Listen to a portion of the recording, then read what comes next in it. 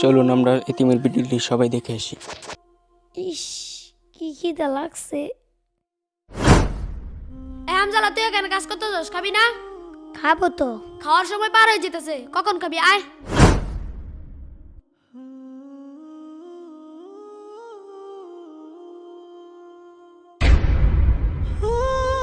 মাদ্রাসায় থেকে কত কষ্ট করে খাবার খেতে হয়, বাড়িতে গেলে আমার কোনো কষ্ট হয় না, আম্মু সবকিছু করে দেয়। আমি যেখানে থাকি আম্মু আমাকে ডেকে এনে খাওয়ায়।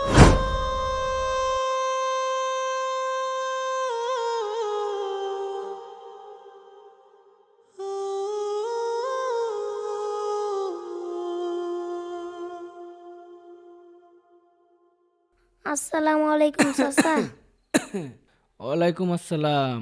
চাচা, আমি তো এই যে এইদিকে একটা মাদ্রাসাত পড়ি, মাদ্রাসাতে 10 দিনের ছুটি দিছে। এখন সবাই বাড়িতে গেছে, আমিও বাড়িতে